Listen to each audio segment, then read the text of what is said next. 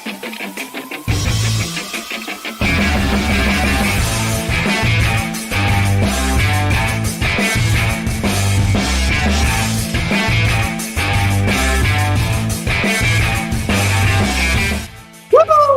to the RG DFS Tournament Takes podcast. I am feeling pumped up, energized, ready for this show today. Love it.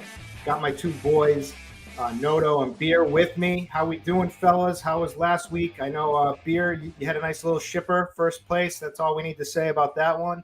And Noto, I'm sure you had some sweats too. So what's going on? How are you doing, Noto? Yeah, doing good. Ended up being a decent week for me. Decent weeks all the way around so far this season. So I'll take it, and still looking for that big bink, but can't all be Beer right now. It's coming. If you're close, it's coming. Beer, the champion, the man who's got first place in the showdown slate this week. How we doing? We're doing. It was a weird slate over. If you played over on FanDuel on the showdown, Mac Jones was somehow priced at $1,000. So made lineup building, very much duplicated. So I had some great lineups right below the one that won that needed a little bit more. That fumble, I know, hurt you. Did not help me either. So could have been a better, but a win's a win, even if it's split with 52,000 people. So we're on it. Week 4 was good, and I really like this slate. I think there are some phenomenal plays that are going overlooked here. So excited to talk about it with you guys. Yep, I might as well get it off my chest some more, complain a little. But so that Rams game, first of all, last week I didn't have a great week. I had all the right fillers, the outside plays, all the right, but my stack just fizzled with that Chicago Geno game. Raiders, Genty just took it all for himself. Wish I had played him. But I thought this Rams game was a generational Wong teaser opportunity. So I teased the Rams as pretty heavily with every single Wong tease on the board. And there were a bunch of them. And I also did much higher than I normally do. I thought it was generational.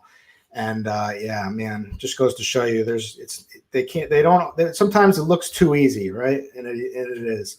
But that Kyron fumble on the 1 yard line just soul crushed me. I was walking around just depressed for the whole next day. It was awesome. But anyways, we're back. We're gonna get it all back this weekend. Got a heavy weekend too. We got a lot of college football going down right now. We've got UFC tonight. We got NFL tomorrow. So we got a lot of ways to win it back. So let me just check real quick for the ad read. Yep, we're still doing Combo Pro. So are you looking to get an NFL DFS access this season? Why not get more bang for your buck with the Combo Pro deal we have going on now? For a limited time, you can get your first month of Combo Pro for just $79.99. That's only $5 more than an NFL DFS monthly subscription. So don't pass up this elite value. Come join us. Get in there and mix it up. If you're watching these videos, come join us over at RotoGrinders. All right. Week 5, 10 games. Some teams on buys. Some good team. We don't have to worry about Puka. We don't have to worry about CMC.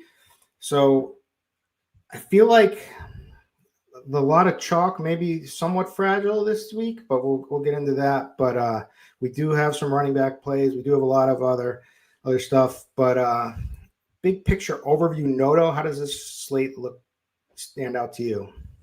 Yeah, it's a fun slate. Like you mentioned, there's a lot of stars missing, and we also have a game in London, and then we also have 4 teams on bye, so a little bit more concentrated player pool. But yeah, I think it sets up as a fun slate. My favorite game is going to be the Cowboys-Jets game. I think that one you can stack a lot of ways. I'm sure we'll talk about that. So that's kind of what I'm looking to do. But yeah, you mentioned it. I think ownership's going to be pretty spread out, but there's going to be a couple guys that end up being chalky that may not deserve it. So yeah, we'll talk about some fades and then some potential leverage, but I'm excited for the week. Beer, my man, the fantasy bar. You got the, what do you have? The 6-pack up right now? Oh yeah, 6-packs up, pints and picks is up with a couple bets. So yeah, we're cranking it out. So this week, you mentioned the buys. I think injuries, a huge story as well here. We got a lot of running backs are hurt. We have Lamar Jackson hurt. You have Jaden Daniels returning. What's that going to look like without McLaurin? So a lot of ways that you can go here. And I agree. I think there's some chalk that I don't necessarily agree with and some plays that I absolutely love that are kind of going ignored. So when that happens, it doesn't always mean you're right, but these are the slates I love where you can naturally get different with things that you want to play that not everyone else is seemingly on. So a fun week. This is probably my favorite slate so far this year. Nice. It's music to my ears. Going to help us out, help the people out. Let's say what's up to chat. Our boy J3's here. Don Yeezy, always a supporter of us. We appreciate it. More people trickle in. Come on, comment in the chat or I'll comment on our video later. We read them all. But all right, let's get cranking. So like we said, so there's 10 games. The highest total game of the week is 49.5 points. That's Detroit minus 10.5 at Cincy. You have to be living under a rock right now if you haven't heard the narrative stuff for David Montgomery. Serious stuff. I've already bet his anytime touchdown prop. I'm sure. Same here. Yeah, because if anyone doesn't know, basically that's where he's from, his hometown. It's the first time he's been ever back to play in his hometown of Cincy, and his sister was in a terrible car crash who has been paralyzed from the neck down, and she will be in attendance for the game and get to watch her brother play. So Dan Campbell will try to dial up something for Montgomery, and he, to be honest with you, was probably a lock to score anyway. Yeah. So it's just a little gravy on top here. So love that. But that's a good game that we can get into with some golf stacks. So that's the highest total. Then there's 3 games with 47.5 point totals.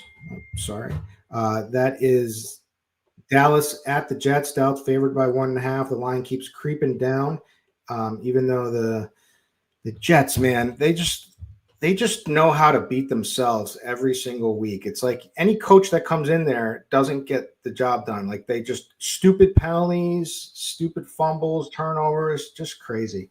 But the next game is the Raiders at Indy is also 47.5 point total. Indy's favored by 7. Then we've got Washington traveling to the LA Chargers, who are 3-point favorites, and that's 47.5 point total. Then the rest of the games are all between 41.5 and 44.5. Just quickly, I'm going to run over the Blitz most plays and cross-reference that with ETR snap and pace for game environments. That should have a lot of plays. So Cardi's got New York Giants at New Orleans number 1. So does ETR. Cardi has Washington at LA Chargers number 2. So does ETR. The only game they're different on, Cardi has Denver at Philly as the third most plays, and ETR has for up and pace Dallas at the New York Jets. So like we always do, we will talk about running backs first, head over to quarterbacks, pair up our stacks with some wide receivers, talk some tight end. Shout out to Bobby on his birth of another kid. Man, that guy doesn't stop. But he's pumping them out like crazy. But congratulations to him. So we don't have his defensive segment, but we will talk defenses, and we will build a lineup for the people at the end and call it a day. All right, running back position. This is where we've got some chalk. I'm going to be interested to hear your guys' thoughts on it, but I'll just say first, the 2 cheapies this week that are in play are Rico Dowdle for Carolina with Chuba Hubbard out. Full down back, someone that I think is really talented, and I actually really like this play. And if people are going to start talking about fading him, which I'm sure we will get, then I'm probably going to be more apt to just slam him in everywhere. But also then we have Bucky Irving. TJ's guy is gone this week. So Rachaad White steps up into a huge role and is good in the passing game. Seattle gets up a lot of production to the running back pass. So this is a really good spot for Rachaad White.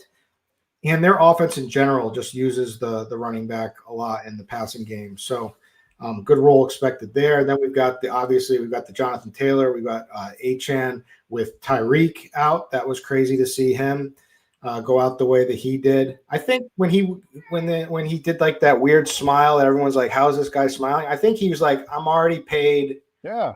I've done it. I can rest now. I'll be good.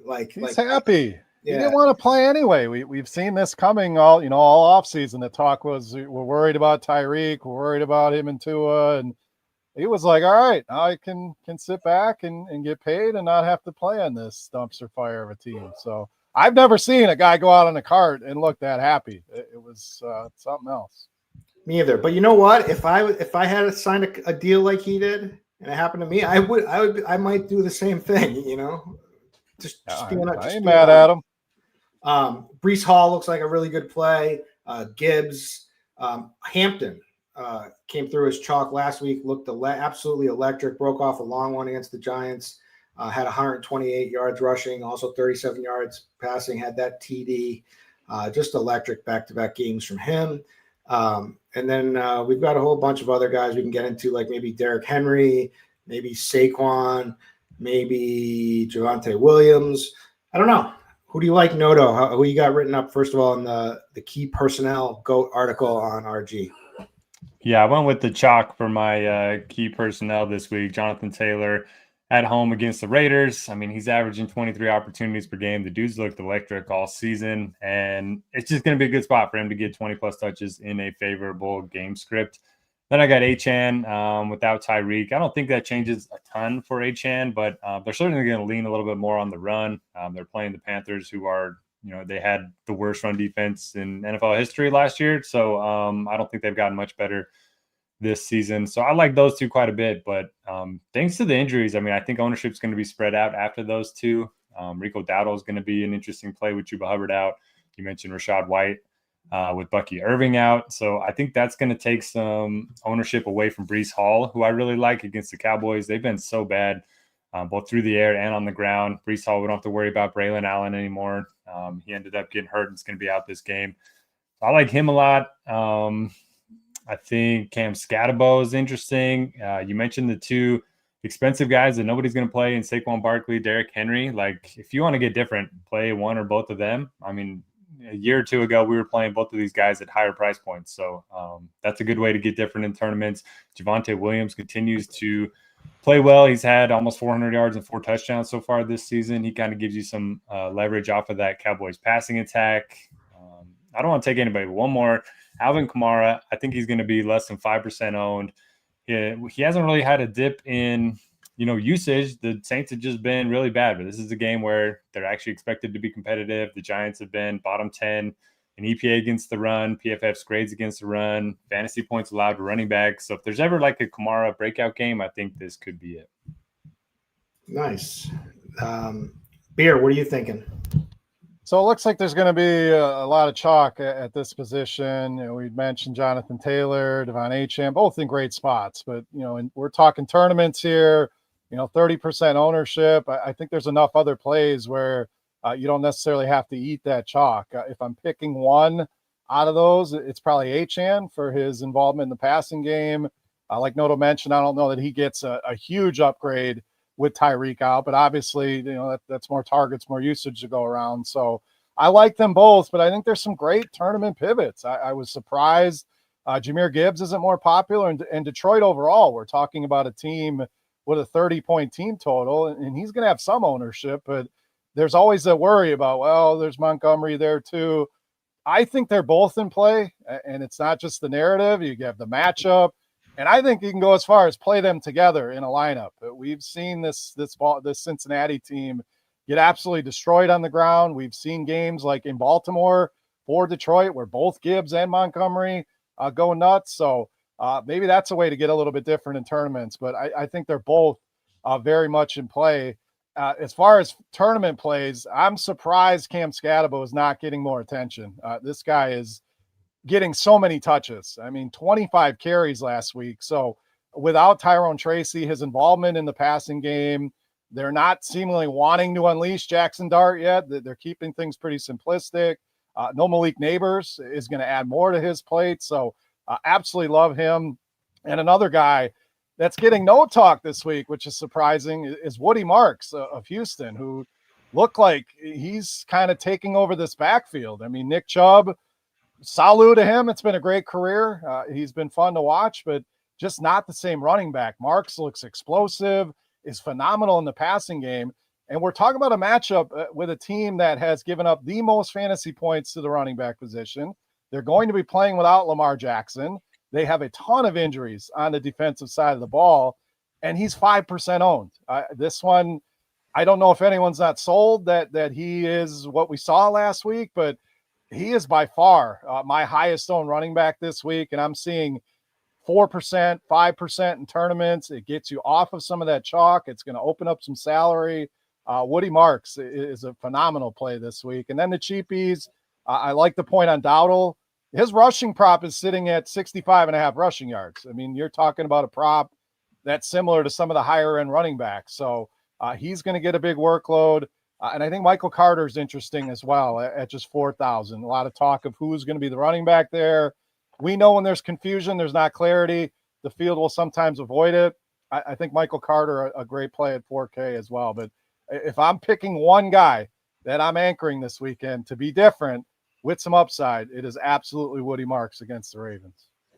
Yeah, I like that call. So first thing on Dowdle, hammer that over. I mean, even in last season when they started playing him at the end of the season, 4 out of the 6 games he was over 100 yards right there alone. So, and he's talented, but Woody Marks absolutely looked electric. And he got 57% of the backfield carries last week.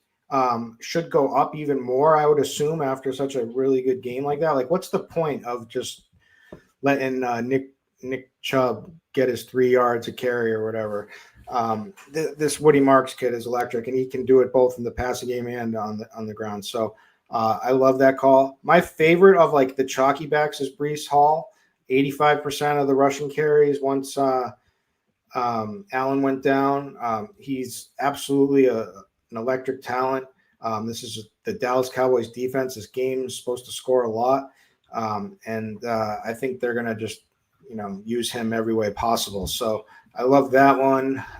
But yeah, I like all the guys you mentioned. They're all in play. I don't really have a crazy out there tournament take. I mean, that ownership on Woody Marks, I know it looks crazy, and he's cheap. And Baltimore's banged up. Their defense is completely banged up everywhere. So love that. And I like Amari and Hampton too. I mean, I like any of these electric young backs that now have been, given the role.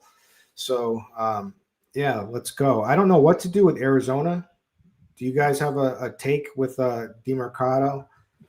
I lean Carter. I think he gets the start. The worry is, DeMarcado is going to get the passing down work. Bam Knight is going to be involved as well. I mean, they came out and said we like all 3 of these backs. So at 4K, I think Carter is viable. You hope that they can control this game, and it's a good matchup. The Titans have not been good against the run, so it's got some risk. And I feel the same way about Rachaad White. I know you called him out. I like him. I'll have him in some lineups, but do we see Sean Tucker be involved here? And he could be a guy that gets forgotten about here while everyone's excited about Rachaad White. Sean Tucker could put up one of those games that we saw last season. So, there's worries and warts with a lot of these cheap running backs, always part of the play. But Carter would be the one if I'm playing any of them from Arizona, would be him. But I do feel better about Dowdle.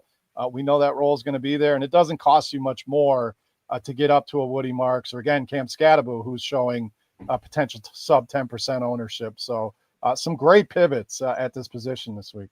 I was actually looking in chat to see if TJ had Tucker, if he had anything to say about Tucker, because I was thinking that would be a TJ play, but it was the Don Yeezy who is all over that, and J3. So Chad is liking Tucker here. Just too many. If I were playing 150 lineups, I'd probably sprinkle in a little Tucker, but getting a 20, I'm not doing it. There's just too many good running backs on this slate. Like, I'm trying to keep as tight of a pool as I can because I want to play Dowdle, White, Montgomery, Marks, Hall, Scatterbo, Achane, Gibbs, and Taylor basically as much as I possibly can. What if the Ravens' game plan is just to pound Derrick Henry the entire game? And he's cheap too.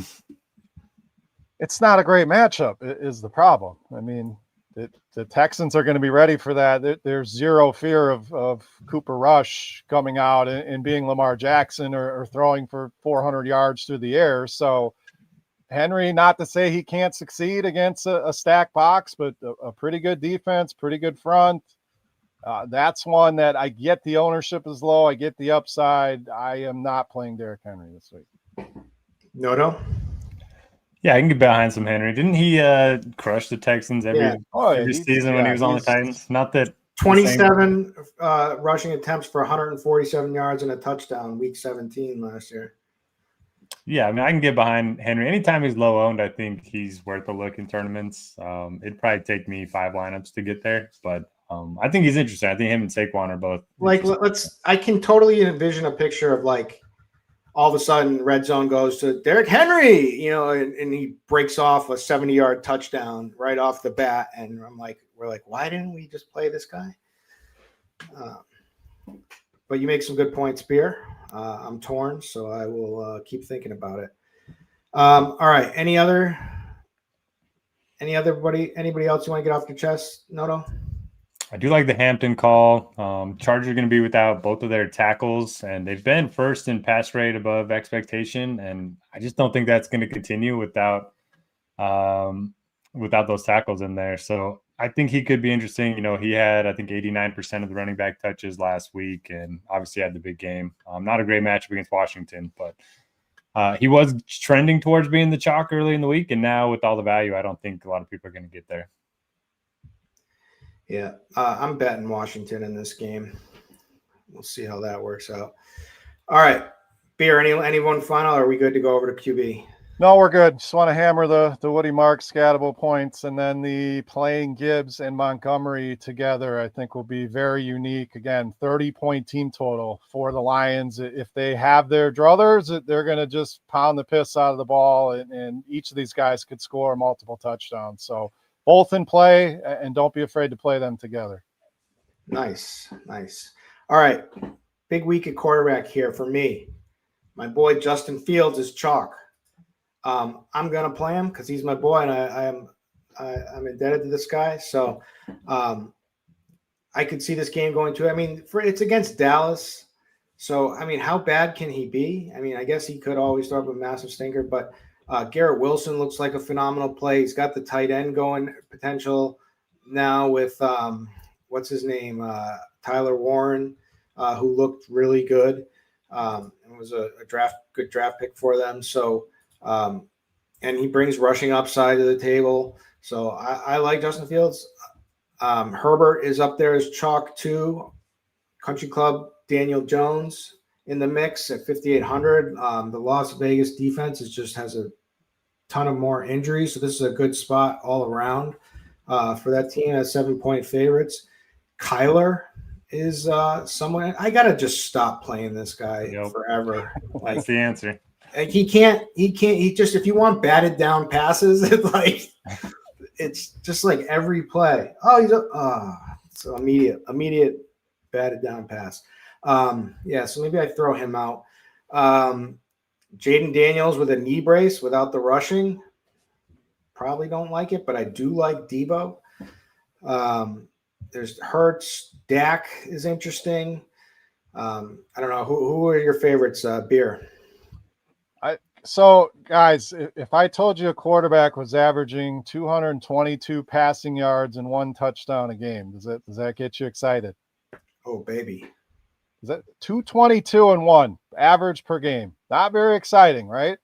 We're talking Justin Fields, who has scored 27 and 28 DraftKings points, averaging those numbers. So it just shows you the upside that he has with his running ability. And there's upside for more. So, Kirk, I get the concern. Justin Fields as chalk feels gross. Like he's burned us so many times, but this matchup is just absolutely elite for him against this Dallas defense. So he's easily my favorite quarterback. We don't have to worry too much about ownership at this position, especially when we can get different at other positions. So he is number one for me by far.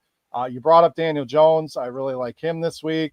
I will be playing some Jaden Daniels, especially at 2-3% owned. I think he's a great tournament play. Yes, there's concerns, but there's still a lot of upside. And this game could end up going back and forth. I really like the over in that game, so I think we get some scoring there. But I think there's some good tournament plays. I'm going to go back to the Lions and And Jared Goff, 2-3% owned, and we've seen this time after time where this team, they're not going to stop at 30. They could put 50 on the board in any given week. So they're that aggressive. So I think Goff stacks are in play. It seems like everyone wants to play the running backs. We just spent time talking about them, but don't forget about the passing game in this one. And then a couple cheapies I think are very intriguing. Spencer Rattler for the Saints, a cheap stack you can utilize against this Giants defense that has not been great. A lot of ways you can go there, whether it's Olave, mixing in Shaheed, mixing in Kamara. That one's interesting. And then Bryce Young gets a great matchup here with the Miami Dolphins. Another cheap stack that you can throw Tet McMillan in there, maybe a little Tommy Tremble. But I really like that one. Maybe you pair it with an Achane or a Waddle on the other side. But Fields, to me, number one. Love Daniel Jones to bounce back this week. And then those cheapies in Rattler and Bryce Young. And don't forget about Jared Goff with this big team total. Noto, what are you thinking? Yeah, I mean, I get the appeal behind like Rattler and Browning and Rush and these guys, but just find the extra grand, go up the Fields. I mean, we're all on him this week. He's going to crush against the Cowboys. They've been shredded by Jordan Love. They've been shredded by Russell Wilson. They've been shredded by, I can't remember who else they faced, Caleb Williams of all people. So Fields is going to have a big day, and the Cowboys are a team that's going to put up a lot of points. Like when Fields struggles, it's when, the games turn into 10-7 games, and he doesn't have to do a lot, but they're going to have to score a lot to keep up with the Cowboys. So he is my favorite play as well. I don't mind Dak Prescott on the other side of that game. The Jets secondary hasn't been very good. Sauce Gardner, I think he's like 73rd in PFF's coverage grades this season, and their other cornerbacks have been really bad. So I like Dak on the other side. Outside of that, it's hard. Justin Herbert, again, without his starting tackles, does worry me a little bit, but it is a good matchup against Washington. And then, I'm just having a hard time. Kyler Murray makes sense on paper, but you mentioned the batted down passes or Marvin Harrison dropping the ball or Trey McBride getting tackled on the one. It's just the Cardinals are just a tough team to trust, and I don't think I want to do that this week in small field stuff. I hate to go against as a short man myself, I hate being a short guy. Hater, but I think I just have to do it now. I've seen enough of these batted down passes, and I'm just sick of it. But I love the Dak call. I don't like. So to me, I'm playing Fields because that's my guy. And I have to in this spot. And if I don't, why wouldn't I just go to the other side of this game? Like you said with Dak, I mean, he's coming off of a 34 fantasy point performance against one of the best defenses in the Packers. Crazy to tie. I hate the new OT rules for I hate the fact that, it was just obviously going to be a tie. I don't know about obviously. Green Bay almost blew that, taking all their sweet time at the end of that game. I'm saying, like, they were playing for the tie, which was like crazy to me. It was like, what? I had no clue what they were doing. Hate ties.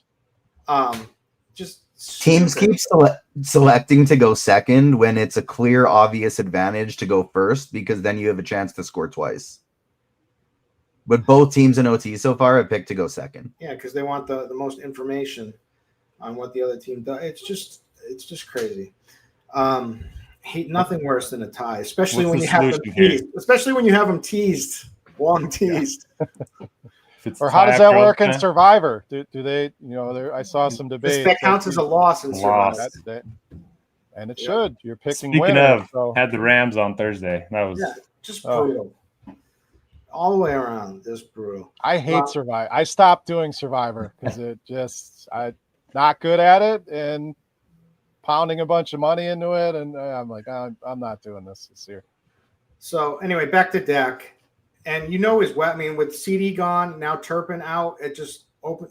It's Pickens, it's Tolbert as a good potential cheap play. I like. And it's Ferguson, right? Like, how many targets is Ferguson going to rack up in this game? Ton. Yeah. One of my favorite tight end plays this week. So, I like that. And I don't feel the need to get too cute with much more. And I may max center. And if I do max center, I'll look to Jackson Dart for some rushing upside, for Jared Goff and the onslaughts, and him going off potentially.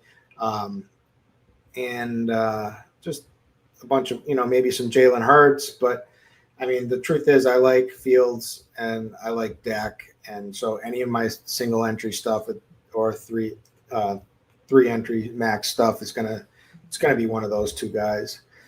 All right, let's move it on over to wide receiver. Quick shout out to Jared Goff because Detroit onslaughts are going to win a lot of money this week. Yeah, well, I'm with that. I can see that. JSN coming in looking like the most owned just for his massive role, although he just had a nice dud. Well, as chalk, I wouldn't say it's too dud. He had 79 yards and did have 3 rushing attempts too in the last game, which was interesting. But 13 fantasy points was not enough last week for him. But all the other games are great. It should be a back and forth game with Tampa here. So he deserves to be chalked. Garrett Wilson, smash spot against the Cowboys. And look, this guy made a great touchdown catch. Like, just throw him the goddamn ball. All right. Like, it's as easy as that. Like, stop getting too cute and just, funnel targets to him just all game. I like Debo a lot. He's one of my guys this week. Pickens, obviously, is going to have Sauce on him, which may kill him, not from the fact that Sauce is good, but maybe a lot of defensive pass interference calls and no fantasy production for when he's going downfield. Quentin Johnson, I would love to hear your guys' take here. Lad McConkey busted for me last week, but I just want to go back to him in this week again, but maybe I got to give that a rest here. AJ Brown, Keenan Allen, Nico Collins, probably the best play on the slate, I would say, because he's not going to be like, he's a little bit more expensive to be like the chalk. And so 6,800, absolutely love him. Plus, obviously, he gets a boost too if who is it? Kyle, who's the guy on the Ravens? Van Noy? No. Oh, Hamilton. Yeah, Hamilton. He's questionable. He's out. They already ruled him out? He hasn't practiced all week. He's going to be out. So if he's out, giddy up. And there's a lot of plays here. I can get cute with like the cheap players, like I was saying, like Tolbert. But who are your favorites, Noto? Yeah, you covered a lot of them. One of them is going to be Jalen Waddle. No Tyreek Hill. The last time he played without Tyreek, he had a massive game. I think he had 140 yards and a touchdown. So he's one of my favorites. Good matchup for him. I like George Pickens. I'm not worried about the Sauce Gardner matchup. I mean, I guess if he does just pass interfere with them every single time, that could be painful. But like I mentioned, he's 73rd in PFF's coverage grades so far this season, so he hasn't been a very good cornerback, and he's the clear wide receiver 1 for Dak. If you don't want to play Pickens, play Tolbert. I think he's an interesting value play too. You mentioned JSN, whopping 50% air yard share this season. The Bucs have been a nice little pass funnel matchup over the last couple of years. They're top 5 against the run once again, so I do think we're going to see a few more Sam Darnold dropbacks. Chris Olave just continues to have one of the best usage underlying usage numbers, and expected fantasy points per game. He's trailing only Malik Neighbors so far this season. So eventually you got to think he's going to have a big game. Not necessarily a great matchup against the Giants, who have a good front. Could get some pressure on Rattler, but I'll continue to play Olave. Jacoby Myers with Brock Bowers hurt. I think he's interesting. And then I do want to get your guys' take on the Chargers situation, because I'm kind of leaning towards Lad myself, Kirk, and it's probably the wrong call. No, I'll go right. That's where I was going to start. I think the Chargers are very interesting here. Quentin Johnston is kind of emerging as the number 1 weapon here and starting to show what he was made of as a first-round pick. And if you look at the pricing between FanDuel's got him way up there. In DraftKings, he's still down at below 6K. So I think he's very much in play, and Ladd is absolutely in play here. Price drop big time on DraftKings. Washington has been horrendous against slot receivers, and he's had some drops. All the numbers look similar for him this season, and you want to think they want to get this guy going. So I think they're both in play. In fact, a Herbert double stack with those two sounds very appealing. The problem is there's really nothing on Washington outside of Deebo Samuel right now that you want to run that back with. But I think that's a good stack. So I think Ladd for sure. It's been frustrating, but I like going back to the well there. Yep. Let's see here. Some other guys I was looking at. So Jameson Williams. Yes, I was going to bring him up in my low-owned section for tournaments for sure. Yeah, I mean, they got to get him going, and he's cheap, massive upside. They should be able to do what they want in this game, so I like that play a lot. I was looking at not sure who else I was thinking. I was thinking maybe, I mean, I already said I love Debo.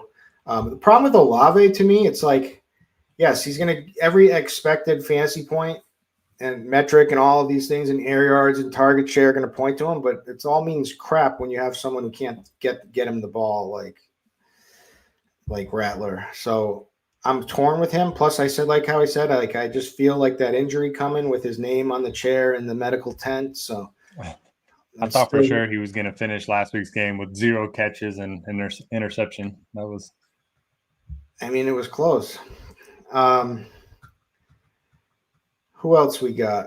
Michael. I got some more names. Garrett Wilson really stands out. I mean, Dallas has just been hemorrhaging fantasy points. They are on DraftKings and you give it on FanDuel even giving up over 8 fantasy points more per week than the next worst team. So a clear alpha in that passing attack in the best matchup. We like Fields, so it's a very easy stack this week with Justin Fields and Garrett Wilson. So he's by far my favorite receiver. You guys mentioned Debo, really like him this week. Michael Pittman, a guy I really like as well, should see a lot of work. I was hoping Pierce would be back to help open some things up, but he looks like a great play this week. Jamar Chase, fellas, this is the week, especially in tournaments, a phenomenal run back with any Detroit plays that you want to go with. They are going to have to throw the entire game. We've seen Chase Brown be very ineffective. This is not a team that you want to run the ball against. So they're already a pass funnel. Now you add some injuries to this Detroit secondary as well. I mean, they are down to nothing in that secondary. Terry and Arnold is likely going to spend a lot of time on Jamar Chase. He's been one of the worst graded quarterbacks in all of football this season. So I love Jamar Chase here. You're looking at 5-6% owned on him. So very easy to get to him this week with all the value. And then a couple more tournament plays. You mentioned Jameson Williams was on my list. You mentioned Nico Collins, who I absolutely love this week. And then Adonai Mitchell. I know there's concerns. I know we're all mad at him. He messed up a lot of my lineups last week with that boneheaded play, and they may not play this guy. There's that risk. They aren't going to play him. There's no way. I'm willing to take a shot because if he's 1% owned, the price came up a little bit. Are you really going to hold that against him and keep him out? They might. They very well. He may not play at all. But that's if he was going to play, his ownership is in the 20s. I would take some shots in tournaments and hope he's out there. So again, understand the risk, and he may zero, he may not play. I still think it's an option you can go to. If you're building 1 or 2 lineups, no. If you have a portfolio, I would make sure you get some in there. He also got called for a stupidest holding call on that Jonathan Taylor breakout run for a touchdown. So it's like, I don't see how they could play him, but maybe they will. But they just have too many guys. It's like you have to I've never seen a more bonehead player in my life, honestly, in one game with the 2 biggest bonehead plays ever. And that one is like unforgivable, the touchdown one. Like, because there's no point to it. You're just literally trying to taunt the other team. It's stupid. Like, I had him. I played him. So I had him too. He killed some good lineups. Jones and Mitchell pairings. I mean, he was still a good play. Ended up being. He was fine, but like. Didn't he get up in front of the team and apologize? I think water under the bridge. He'll be out there. I think he'll be out. I mean, sure, they could roll out Ashton Doolin. Pierce is out, so it's not like it's a deep position, and he has a ton of upside. So I'm just saying, add him in your pool. He's cheap. We know the upside's there, and it's a good matchup with the Raiders. Yeah. Got two more for you. Let's hear it. Troy Franklin, Like that. Quinion Mitchell is probably going to be on Cortland Sutton in this game. So Troy Franklin, his usage has been massive this season. He's only 4K still on DraftKings. And then, do you guys have any interest in the Giants receivers, Wandale, Slayton? Yeah. Why would they just lost? Slayton for me, just for the big play upside. Wandale, I think won't feel. Yes, he had the big game in Dallas, but generally that cash gamey type of play, like a Keenan Allen, just going to rack up reception. So I think Slayton's very interesting. I think they both are. I like Wandale too. I think the DK PPR is big for him. I think he definitely could get a touchdown for sure, and I think Slayton could have a big play too. So, I mean, I like them both. What's not to like, right? Yeah, I don't know. I got no one else. Ted McMillan, is Bryce Young ever going to have a good game? Yes, I like that pairing a lot this week. Miami's no good, so that's a way to eat away at some Achane ownership. Is Bryce Tet with Achane and go from there. And will you play Rico or no? Yeah, you could. He's a decent pass catcher. So I think Bryce is interesting. I know it's been ugly, but we know he has some mobility with his legs. This Miami defense is bad. That game has some sneaky upside. But if I have to stand on one point, I think Jamar Chase puts up an absolutely massive number here, and he's 5% off. All right, I love it. All right, let's move it on over to tight end. Guys who are looking like the most owned, Tyler Warren, for good reason, 4,700, but is this year's Brock Bowers, it seems like. He's just an absolute machine out there. He got a goal line rush. Guy's just athletic and good. And they're a good spot to be in on that offense of the Colts, amazingly, with Daniel Jones. But yeah, I've got nothing bad to say about him. So yeah, I think he's chalked for a good reason. I think he's too cheap at 4,700. You could go up to Trey McBride. You could tell yourself a story that he's going to get in the end zone, and he might. But regardless, you got a safe floor with the amount of targets he gets. 11 targets last week, 7 receptions, 52 yards. There's plenty of upside in this game, in a good matchup against Tennessee. My boy, who's my favorite, is Jake Ferguson. I just like the game environment. I think they're just going to pepper him with targets. I think he's good for either site, for FanDuel or for DraftKings. I think he's going to get he hasn't scored many touchdowns throughout his career, but he just has to be one of their red zone threats in this game. And this game has shootout potential written all over it. So love that. And then there's Zach Ertz. Looks like Juwan Johnson is a little banged up. It's going to ruin TJ for this week at tight end. TJ, you got anything on him, on Juwan?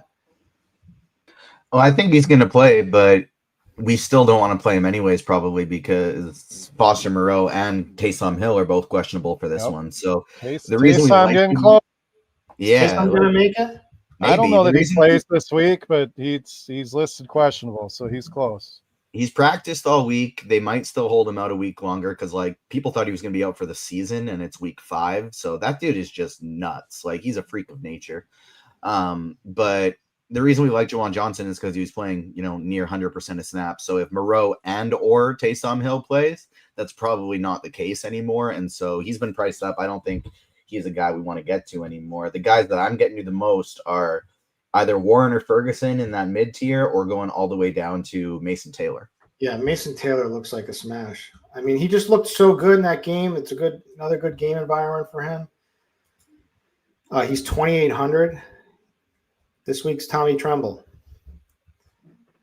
Tommy's in play too. Yeah, I like the Mason Taylor. It's a condensed. I almost played Tremble. I was so mad at myself for not playing him. Yeah, I think he's in play again this week. So Ferguson, Warren for me are easily the top two. I really love Ferguson. I'm surprised he's not more owned. It looks like McBride and Warren are going to be the chalk. So I'll take that discount there. We brought up Tommy Tremble and Mason Taylor. I think they're great values. And then a couple guys in tournaments. Sam Laporta, in a good matchup against Cincinnati. Again, if people are stacking the Lions, it's Amon-Ra, it's Gibbs, it's Williams. He's going to be the fourth person that people think of. So it's going to be low owned, so you don't have to really worry about a ton of pivots there. But Laporte is interesting, and then Darren Waller was questionable all throughout the week. I mean, this guy comes out, we weren't sure what to expect. I mean, you got a rapper coming off the sidelines basically, and that first touchdown was impressive. That was not an easy catch in the back of the end zone. Tacks on another one. So we mentioned no Tyreek Hill. I agree with Waddle. I agree with Achane.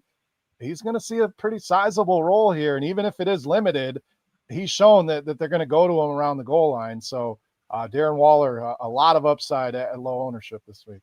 Yeah, the crazy thing with him is you look at the snap counts, and he played 16 snap counts and had 2 touchdowns.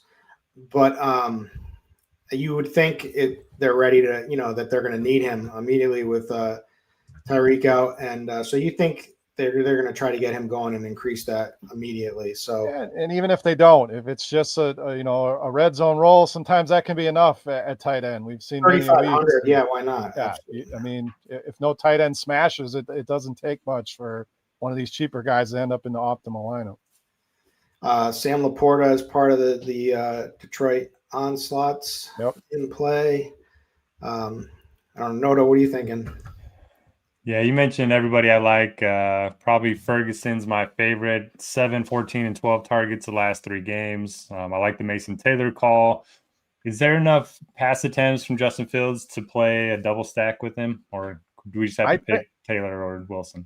I think so. I think the Jets would love to win this game early or easily and run the ball and not run a ton of plays, but I think Dallas will find enough success that it may force their hand a little bit. So and they're cheap. Yeah, the doubles are in play, I think. I think you want to play Pickens or Tolbert or even Javonte Williams in that lineup. But again, they're probably going to be without Kevontae Turpin. So I think that makes a guy that like Tolbert out. Like he's out. So I like Tolbert a lot in this spot as a potential run back or Pickens. That's how I'm handling the double stacks. I'm doing them, but I'm making sure I have a run back. Whereas if I'm just doing Dak or Fields with one of them, I don't need a run back, but I like the game so much. I'm probably doing it anyway. Javonte makes sense there too. If he's put numbers on the board and he's still undervalued. He's still one of the best running backs in football right now. So you get him with a Field stack on the other side. That game's fun. A lot of ways you can go in that game on both sides. All right. Our favorite segment, defenses who just keep scoring touchdowns at will. Who are scoring touchdowns for the defense? Just tell me, please, and I will play them.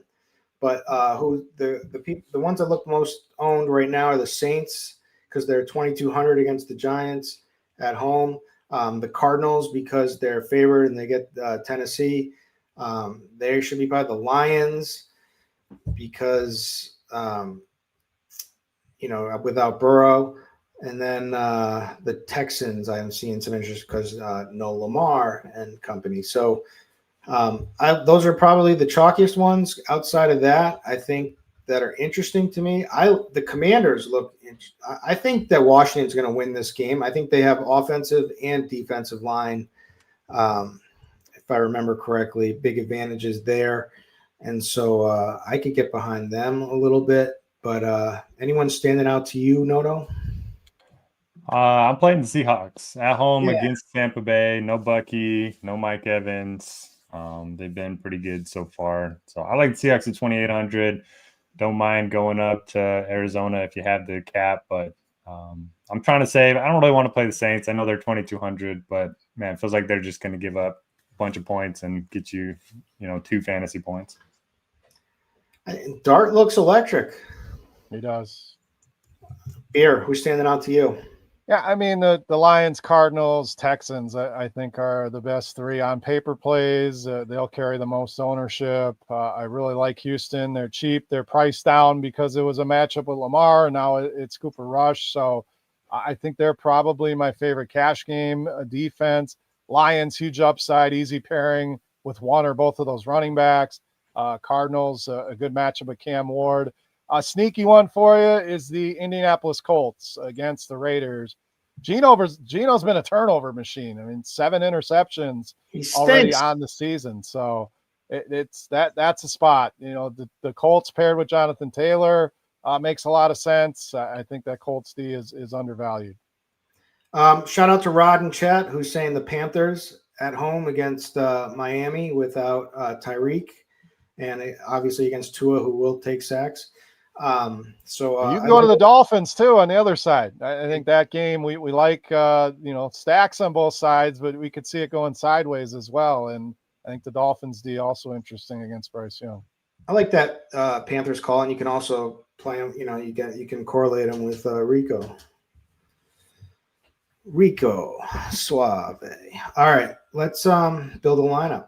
Who's got our let's be honest, we're playing Justin Fields even though he's chalk, right? Fine with it. Got it. We have to, yeah. Yeah. All right. So Fields, and we have to double him with Brees and Wilson, or is that too chalky of a build? Yeah, we can get different.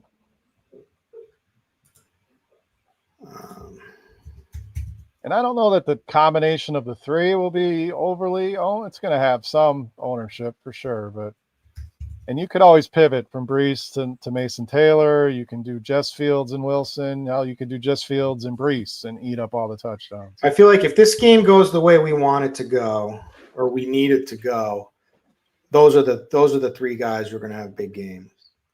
And then you have the options of any of Javonte, Pickens, or Ferguson. 1, 2, you could go all in on this game. So I say Ferguson. I think we all like Ferguson. Yeah. So let's see what I'm going to spit out now. So now I think we need to minimize some ownership. So I would suggest I love Woody Marks this week. If we had room for Jamar Chase. Yeah. And then you could go Montgomery to be different. We have to do Montgomery. We got to correlate the two. We got to do Jamar Chase and Monty. So Chase, you're talking 5%. Montgomery, you're probably talking 2%. Woody, we're talking under 5%. So there's ways you can still be on some of the chalk. I think the biggest mistake people make is I need every play to be under 10%. You don't have to get that crazy. That plays are chalk because they're good plays. That's why Justin Fields is going to be owned, because it's a great spot against Dallas. But Montgomery, I think multiple touchdown. That's the bet that I made. Multiple touchdown. His one touchdown was up there like minus 180. Multiple touchdowns, you can make a little plus money. Yeah, and you can also you can add Pickens in this too on time if you want to go to run it back with two of them. That's totally fine. You could add Tolbert in there. You could do a lot. So we could defense. You could go with the Texans for cheap. I know they're going to be owned, and see what that looks like. We could go high end with the Lions or Cardinals. Is Nico an option here? I know we already have Marks, but how much we have? I won't fill it out, but if you put the Texans in there, you can have JSN as the last piece at receiver. Wow. Yeah. There you go. Giddy up. All right, fellas. Any final words for the people? No, appreciate everybody. Good crowd as always. And this is up to be viewed all the way through Sunday. So if you guys ever have recommendations, stuff you want to talk about, you want us to take questions, I mean, we're here for you guys. So thank you for listening. Let's go win one.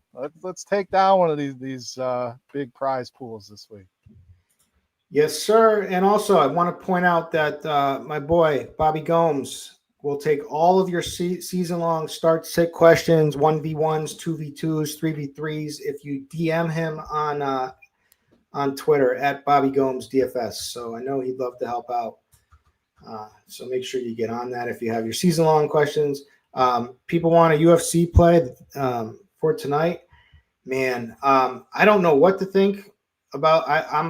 I like Khalil Roundtree as a dog for plus 175. You can get him against Jiri Prochazka. I think it's a pick 'em fight, to be honest with you, and just take the plus money there is one way I'm looking. And Yeah, I don't know. If you want another dog, I think Santos as a female fighter, I think, is in play. And then for a favorite, I think Soriano inside the distance, Puna. I think he gets it done. So, and the big main events, I don't know. I could see Sandhagen actually upsetting Merab, but I can't bet on that because Merab is a machine. And I could see Poatan revenging his loss and coming out a little more aggressive in this one and finding a finish. But I don't like it. It just, I think that's there's good value there on the money lines, but we'll see. I'll be in Discord, MMA Discord over at RotoGrinders, sweating some fights. If you want to come in there, come hang out. All right, it's a wrap. Kirk, you want to let the people know about this 3-day pass we got going Oh on. my God, how did I Bill Beers, why don't you tell them about it? All right, 3-day pass promo. So if you guys want to try NFL DFS tools without the full season commitment for limited time, you get half off a 3-day NFL pass and access everything you need to crush this week 5 slate. You'll get Optimizer tool, Lineup HQ, which is packed with projections, ownership, and everything you'll need. You'll also get Sim Labs, which is the easiest way to build smart competitive lineups very quickly in just a few clicks. All that more, just $9.99. So, guys, take advantage. Don't miss your chance to get that serious edge here in week 5. Thank you very much. And I got you to do an ad read for me. Appreciate that, my boy. I'll help you out a little. We're not going to make that a normal occurrence, but you didn't have to double dip. We're going to have Noto read one of these coming up. Electric. Yeah, next week. All right. This has been the RGDFS Tournament Takes podcast, week 5 edition. We will catch you again next Saturday at noon for next week. Thank you.